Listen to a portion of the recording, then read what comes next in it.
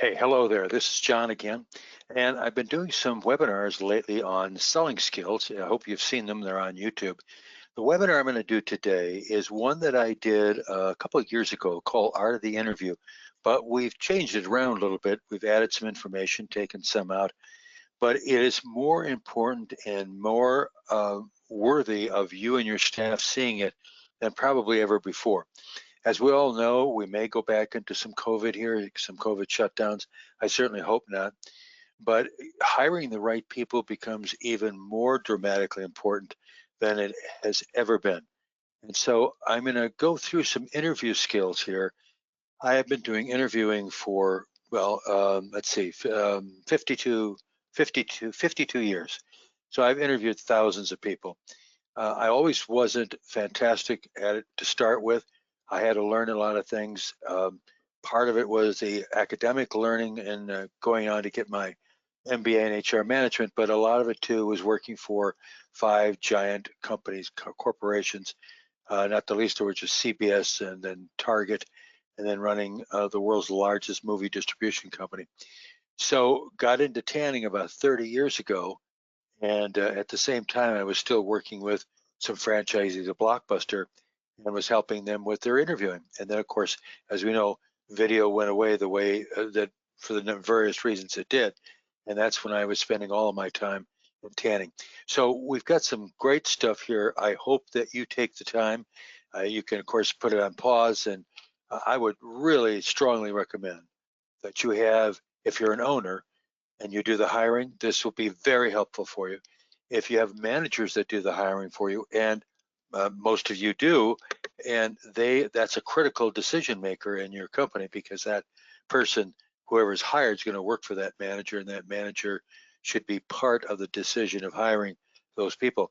So this is good for owners and managers, and I guess even if you're not, maybe you'll know some things about how to interview on the other side.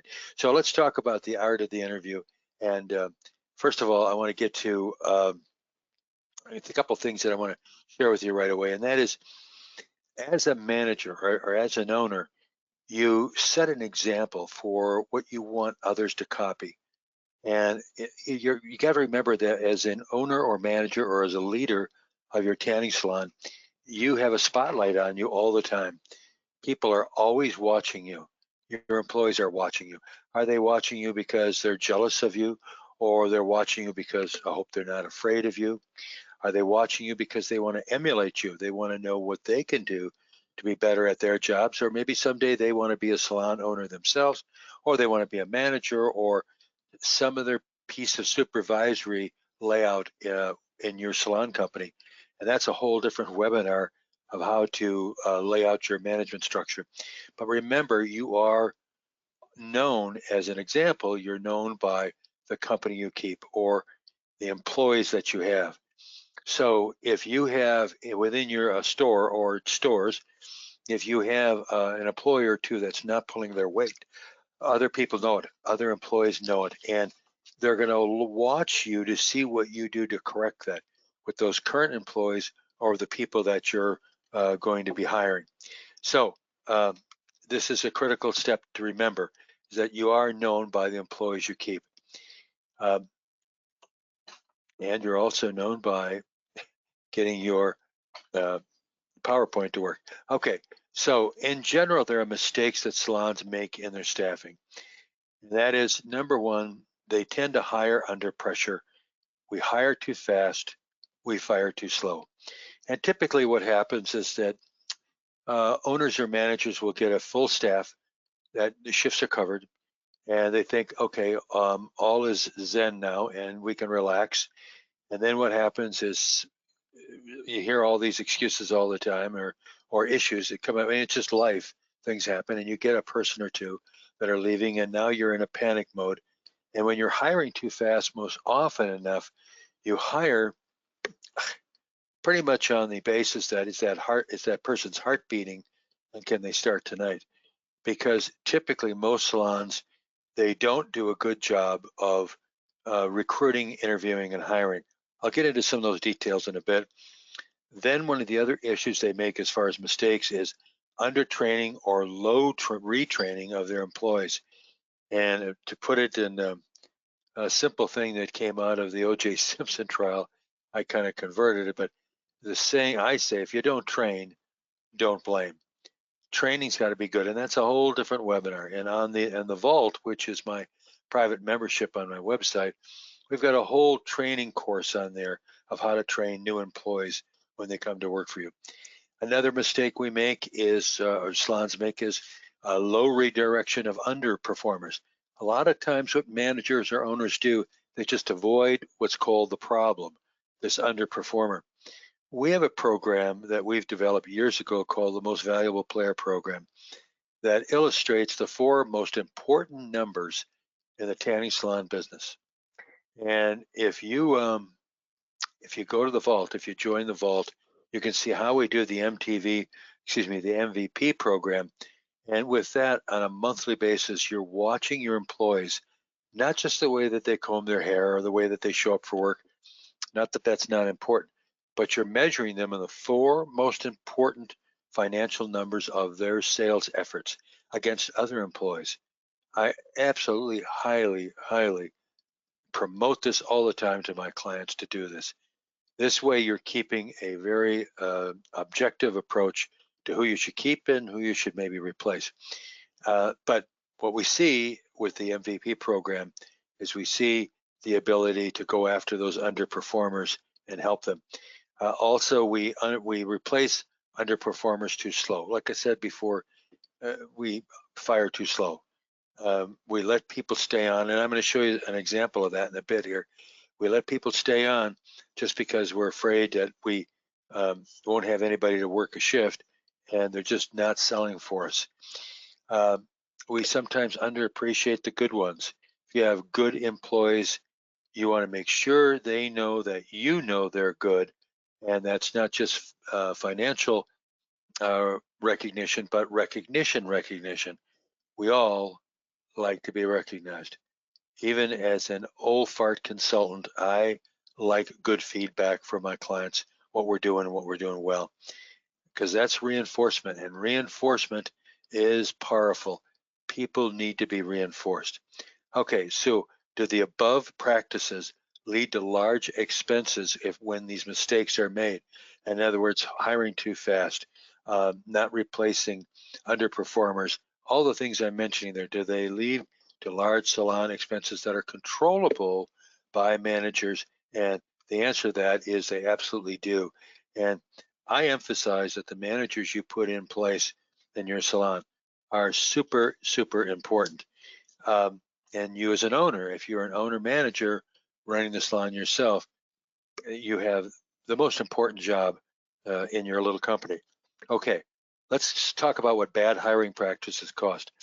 I did this recently in a webinar. This is another employee or another story I want to talk about, and that managers have a huge responsibility on them. If we recognize that's a huge responsibility, if we give the manager the training that they need and give them the authority and give them the redirection that they need, they'll start doing maybe a better job of managing their employees or hiring them in the first place. So look at this example. This is a real example. Excuse me, me and Yeti have to have a break here. So this store, 5 employees. Now they had more employees than this, but these 5 employees were working at $10 an hour, about 15 hours a week. So the cost is $750 a week times 52 weeks. That's $39,000. So a manager is making those kinds of decisions. The manager is important.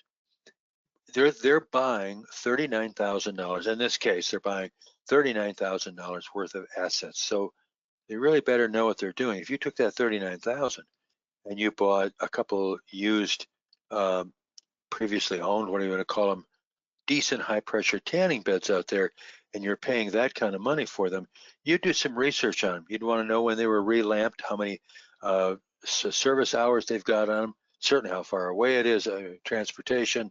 You'd want to know everything about them. Well, unfortunately, we hire people so fast, and look at the kinds of monies that we spend on hiring people. Managers do control huge company expenses, but there's an expense larger than normal payroll, and that is the opportunity cost.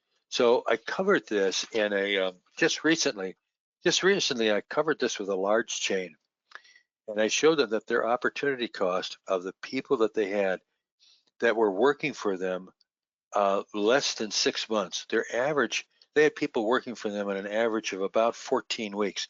Now, I won't go into that particular example, but in that example, that was costing them about $240,000 a year in opportunity cost. Now, here's what I mean by opportunity cost. If we take these same 5 employees on the previous slide, and we looked at their average, their transactions, their dollars per transaction, whether it's lotion or service as well, and we did it all together, they averaged about $2 under the average of the salon's PSA, PTA, whichever software you have. So you start looking at these 5 bad hires that you made, and you look at the kind of money it cost you because you not put out payroll for people that were low performers, but because they were low performers, they were selling way below the average of the company. And that's the average of your salon. So you look at the bottom here and you look at you, in this case, this salon paid out in opportunity cost and in payroll, they put out a lot of money. And so not only do you lose that, but you lose the drama of having low performers in there, somebody whose boyfriend ate their car and they couldn't get to work. Okay, so it is important what managers do in terms of hiring. So let's talk about the attributes of an excellent salon salesperson. So this is what I've come to find out, and I've hired, I can't tell you hundreds, and I could tell you that these are the things I look for. I look for maturity in life and career experiences, meaning that I don't like hiring kids. I don't like hiring teenagers. And if you say that's all you can afford, I'm telling you, you're losing money because it is rare to get somebody 18 or 19 years old or a college student, whatever, that they're going to give you the opportunity of revenue that you can get. Instead, they're going to be an opportunity cost. So it's very, very rare. And we have in the HR circle, that's part of my background, there's called the mortality table. And that means that at 73 years old, the mortality table says that the chances are very strong that I'm going to die before most of you people that are out there. It's kind of like a crap game in Vegas, but if you're going to bet on that, you would bet that I'm going to die before you do, unless you happen to be 74, which I will be in February. But anyway, the maturity table is also a real thing to think about. Think yourself what your maturity was when you were 18 and what your maturity was when you were 24. Doesn't mean that people in 24 don't have drama, don't do screwy things and do irresponsible things, but you're betting on the chances it gets better and better as people start to grow up. Do you find super mature 18-year-olds? Lots of luck. I hope you do. But a new boyfriend comes around, off to college. I think I'm going to change jobs. Oh, I can't work. Especially, I love it when tanning salon owners will tell me, "Oh, my 18-year-old daughter works for me and she's wonderful." Or my niece works for me.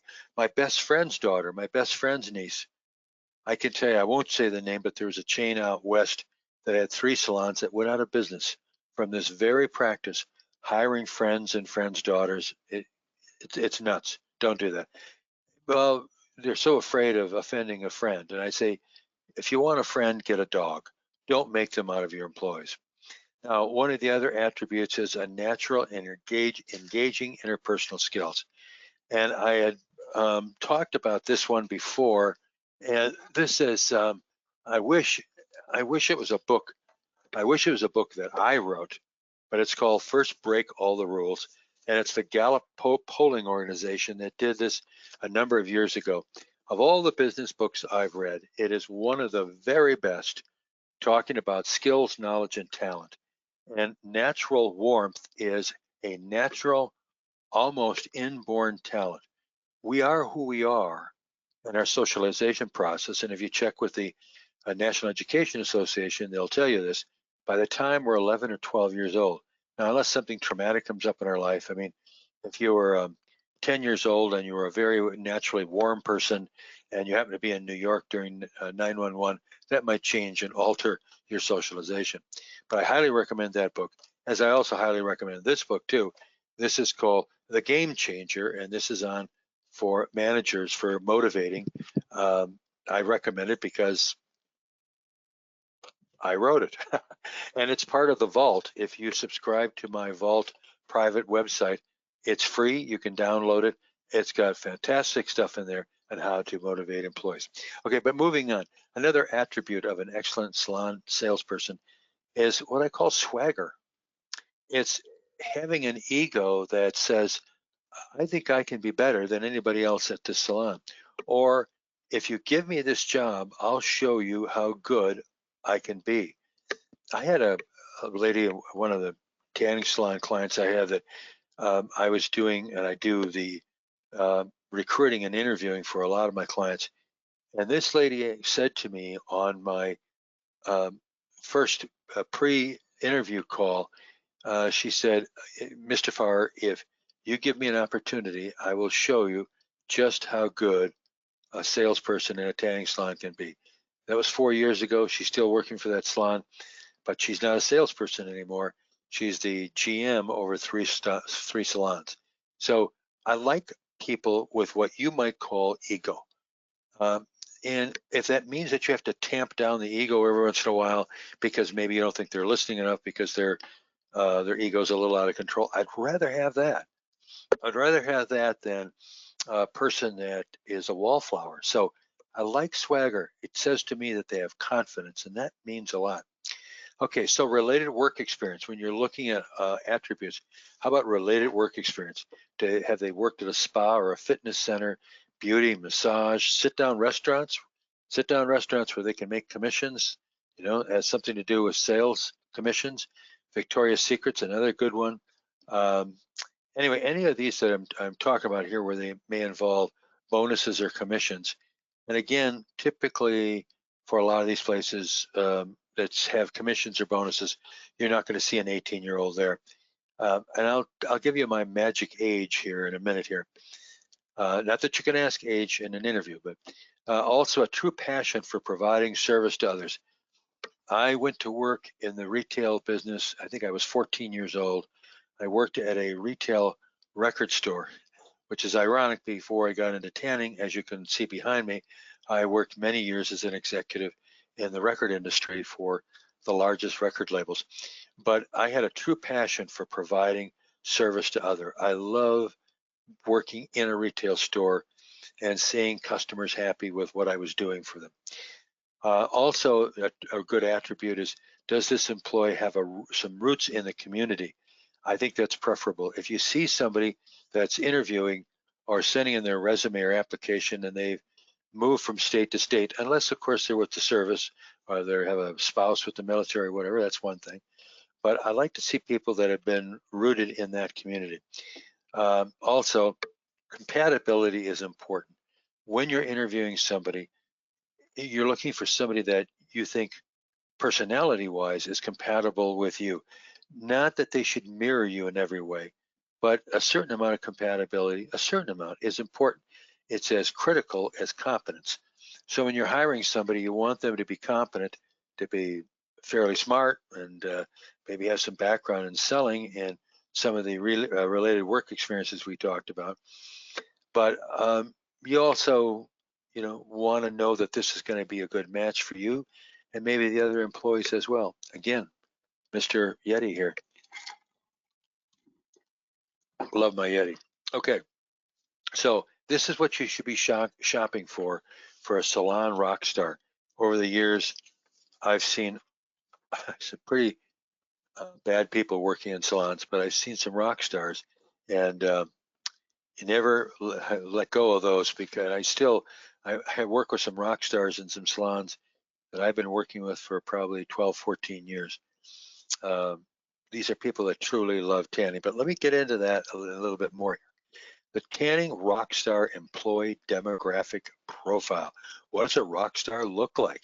Well, I told you I don't like 18 and 19-year-olds. I just think they're kids, and we're all kids. I I wouldn't tell you what I did when I was 18.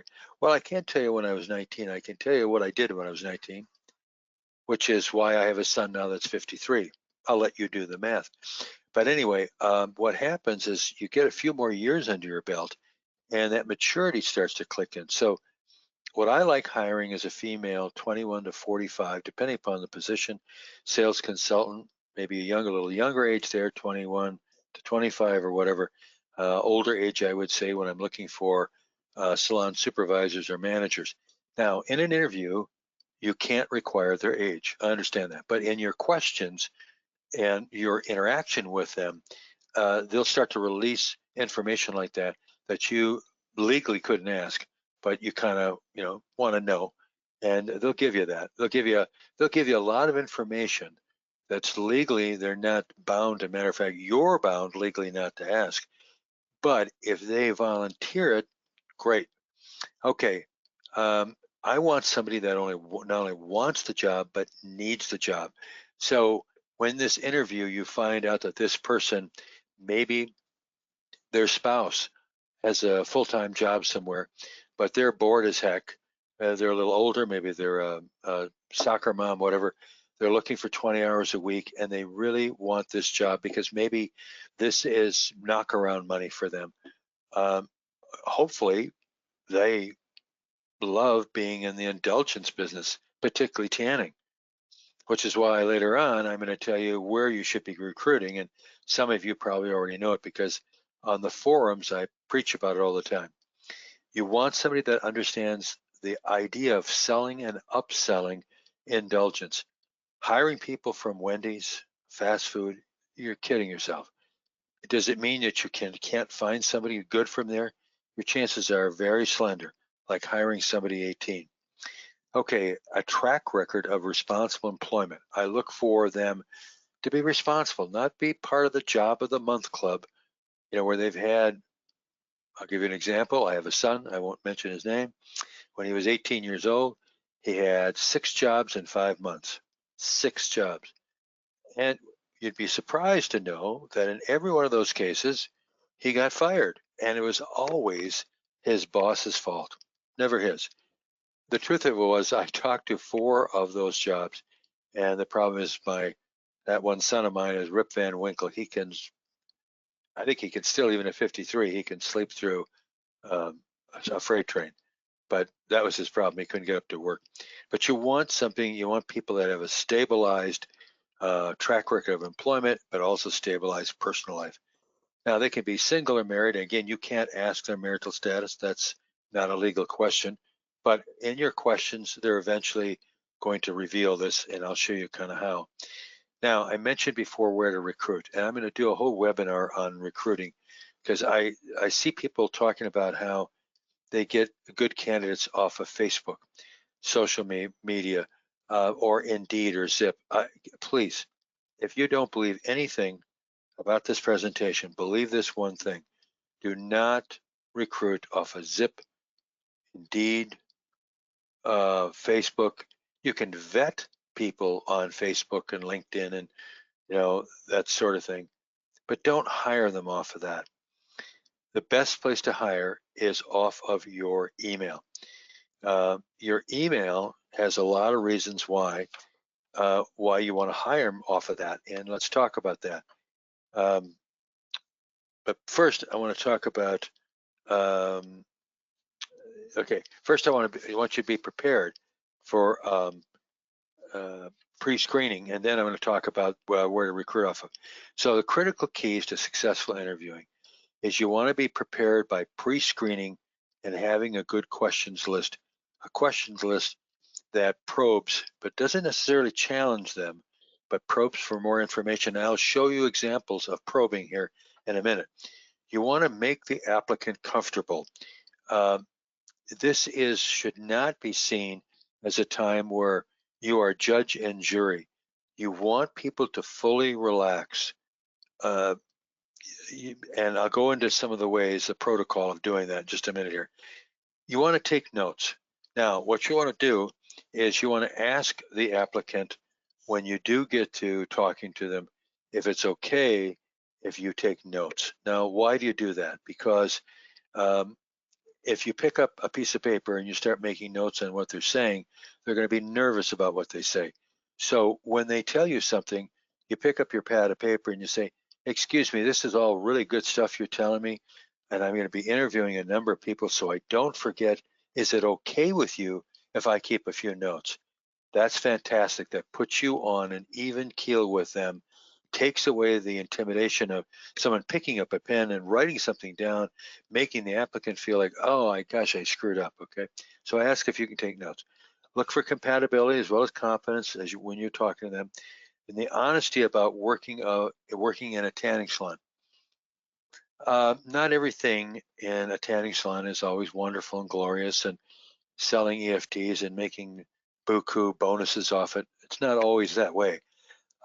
There's a critical thing, and it's called cleaning and sanitizing the salon and the beds.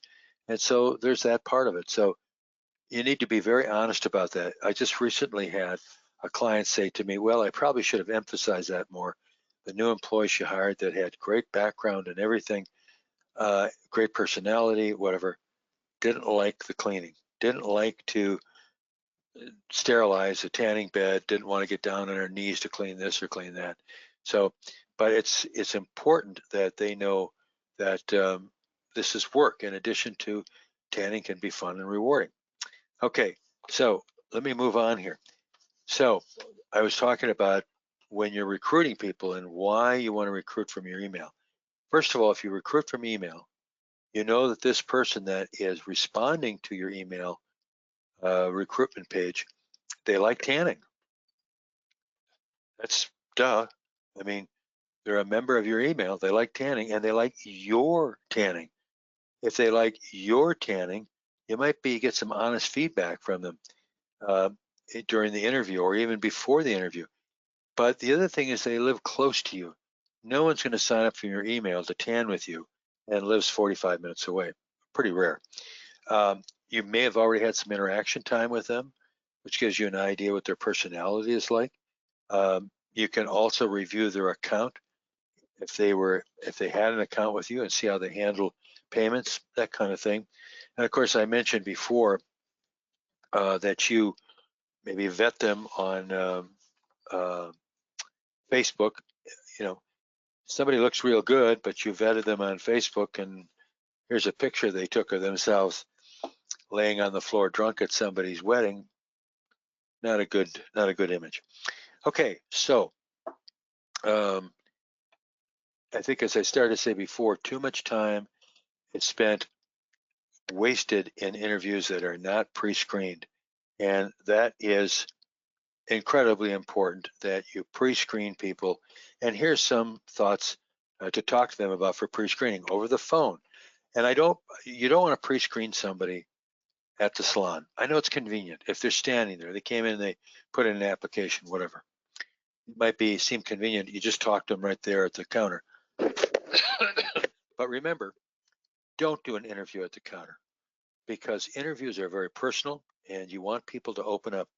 And people start talking about what they liked in their past jobs or what they're looking for, they're going to be uncomfortable if somebody's standing there waiting to get into one of your beds. So I would do your pre-screening over the phone.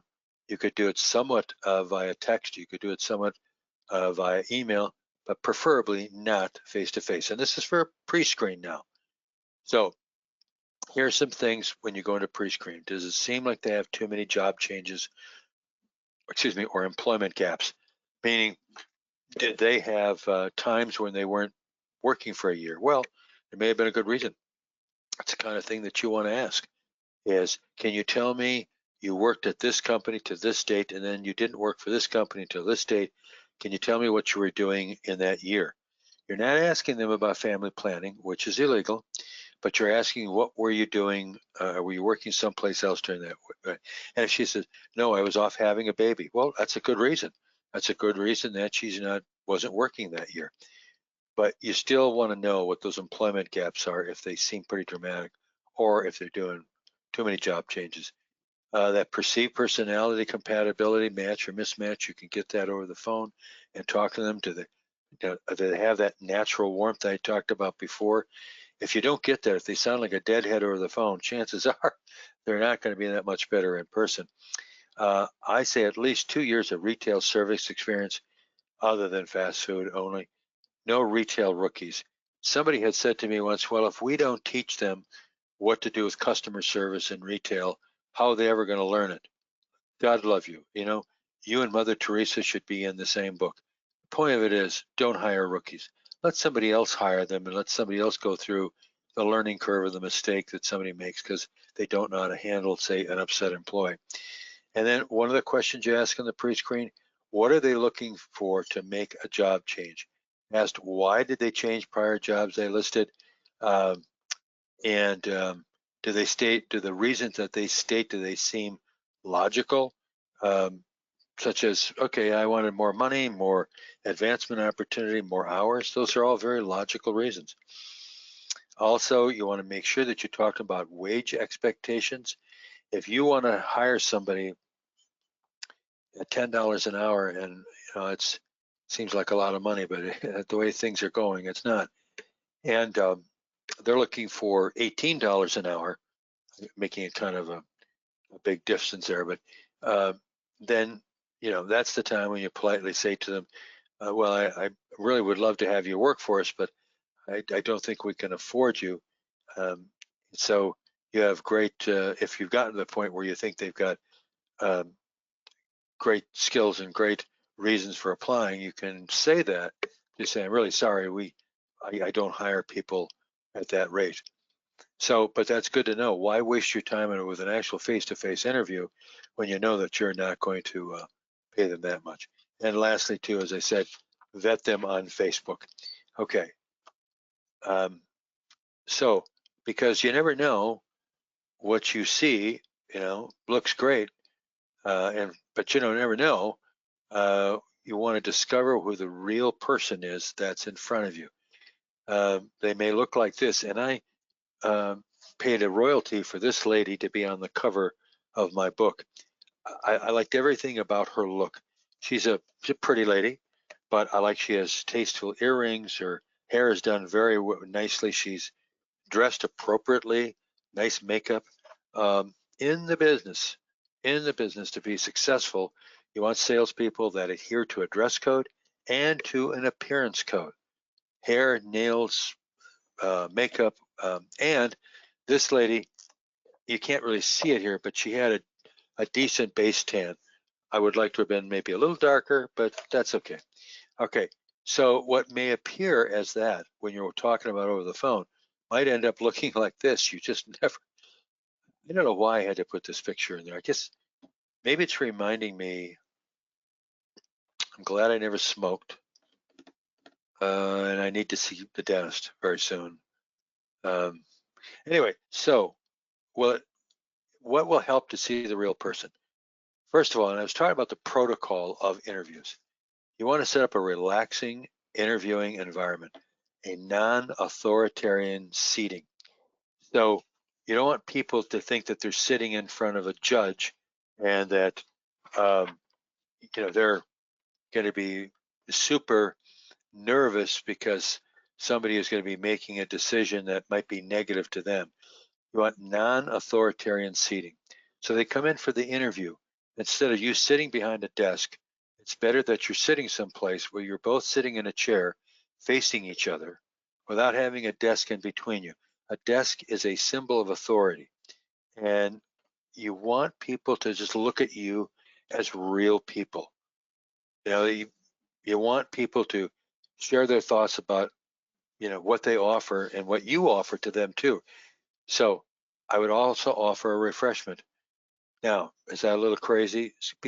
I'll guarantee you, if you have a bottle of cold water, bottles of cold water, you have two on your desk, one for yourself and one for them. If you ask them, would you care for a bottle of water for during our interview? Many will turn it down, but you take the bottle of water and say, okay, well, I think I'm going to have some if you'd like some. If you start drinking water, they'll start drinking water. Now, why is that important? Just like now, I'm doing it. I'm showing you my Yeti because a lot of people own Yetis. I'm trying to form commonality between you and me. we're people. We're just the same. We're probably, if you have a Yeti, we love our Yetis. So you want that commonality, and that person invariably, after you're drinking your water, they'll pick up their bottle. Now you got something in common. You're not sitting with a desk in front of you. You're sitting two people facing each other. You've gained some rapport, hopefully with that pre-conference telephone call, something about their personality. Um, the next thing is, what in their background is parallel to your background? Where did they go to high school if they mention it on their resume or on their application? Are they originally from that town? You can ask those kind of questions. They're not illegal. You can ask them. You don't want to ask them about, are they married and do they have a family? We'll get to that later on in this. But you do want to ask them something about their background to see, and then you plug in where their background has some commonality to yours. It might be that you're older than they are, and maybe you have a son or a daughter that went to the same high school that they went to. Again, you're trying to see people, each other. We're just people. Because remember that the point is, you both have to make a decision. This is not a unilateral situation. For you as an owner or manager, you're not the only one making a decision here. The employee has to make that decision, or the prospective employee has to make that decision as well. So commonality, very important. Get that rapport building. When they start to do that, they lower their guard. And so when you get to actual interviewing questions, they're going to tell you things that they're maybe not afraid to tell. And later on in part 2, this is part 1 of the interview. In part 2, I'm going to go through some real questions that are good questions and what the responses were real good. But I'm also going to go through some that'll, I don't know if they'll shock you or not, but they shocked me at the time. Also, I would interview in private outside of the salon. You interview in the salon, 9 ways from Sunday, you're going to be interrupted. You're going to hear machinery going on. You're going to hear the phone ringing. People are going to come in, to their manager. Can I interrupt you just 1 second? I'm sorry. I know you're in an interview. Mrs. Jensen wants to know about on her account. No, get out. If these are important to you, then go someplace. Meet them in a coffee shop someplace. Now, people will say to me, "Oh, I'm just hiring sales consultants.